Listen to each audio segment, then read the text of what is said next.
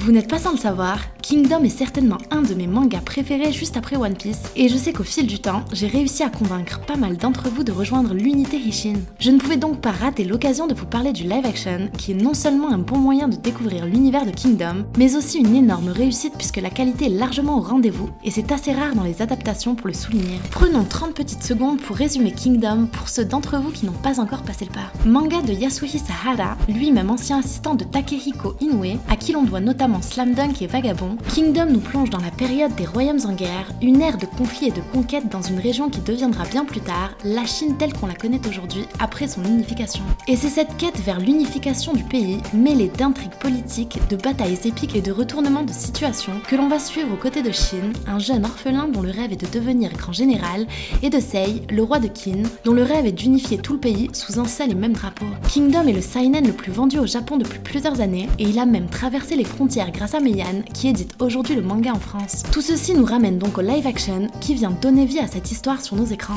Côté scénario, le film reprend l'intégralité du premier arc, qui est très différent du reste du manga dans sa forme, mais qui introduit parfaitement plusieurs concepts qui seront approfondis plus tard dans l'œuvre. On y découvre l'enfance de Shin, destiné à n'être qu'un vulgaire orphelin parmi les paysans, et sa rencontre inattendue avec Sei, le roi légitime de l'état de Qin.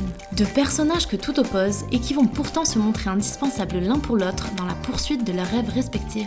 Le premier arc est parfaitement respecté en tenant compte de certains changements très mineurs qui sont là pour s'adapter au mieux au support cinématographique et qui ne dérivent en aucun cas des éléments importants du manga. C'est l'une des raisons pour lesquelles, même si je conseillerais toujours le manga en priorité, je trouve que le film constitue une excellente introduction à l'univers de Kingdom, tant il se veut fidèle à l'œuvre qu'il adapte. Mais le point qui m'a réellement marqué est la qualité du casting qui est tout simplement bluffante. On reconnaît chaque personnage au premier coup d'œil, l'interprétation des acteurs est excellente, notamment Shin qui est tout simplement plus vrai que nature, et globalement, on sent la passion et l'effort qui a été mis dans la sélection des acteurs. Les personnages principaux de Kingdom ont souvent des traits plutôt marqués et un style bien particulier pour un seinen qu'on reconnaît très facilement dans le film, autant par le physique que par l'attitude des différents personnages. Mention spéciale à Takao Osawa, interprète Douki dans le film, l'un des personnages les plus délicats à incarner de par son charisme et sa nonchalance, et qui est maîtrisé à la perfection.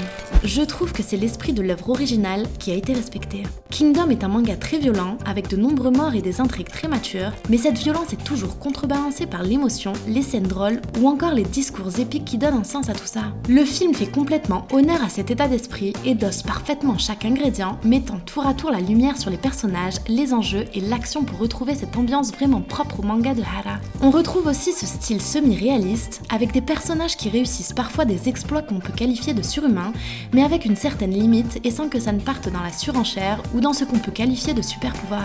On regarde à la fois une œuvre qui est historique puisqu'elle raconte des événements de l'histoire de Chine tout en étant romancée et se permettant certaines libertés qui servent à donner au personnage une dimension réellement héroïque. Le seul petit point faible que j'ai trouvé au film est son aspect parfois un peu kitsch sur certains costumes et à certains moments précis, mais là encore c'est un détail qui est noyé dans toutes les qualités de ce live action. Pour ceux qui souhaitent se lancer dans Kingdom, je vous fais gagner en ce moment 3 box collector contenant 30 volumes et 30 ex-libris, alors rendez-vous sur Twitter parce qu'il n'y a pas de meilleur moyen de commencer ce manga. Voilà mon avis pour ce live action. Si vous l'avez vu, dites-moi en commentaire ce que vous en avez pensé, et si vous êtes complètement étranger à Kingdom, j'aimerais savoir si cette vidéo vous a donné envie d'essayer. N'oubliez pas de mettre un pouce bleu et de partager la vidéo pour soutenir la chaîne. Vous pouvez aussi commander nos œuvres sur notre Pop Store pirate avec 5 € de réduction en utilisant le code piraterie qui est valable jusqu'au dimanche 10 novembre seulement. Quant à moi, je vous donne rendez-vous très vite pour de nouvelles aventures, et d'ici là, portez-vous bien.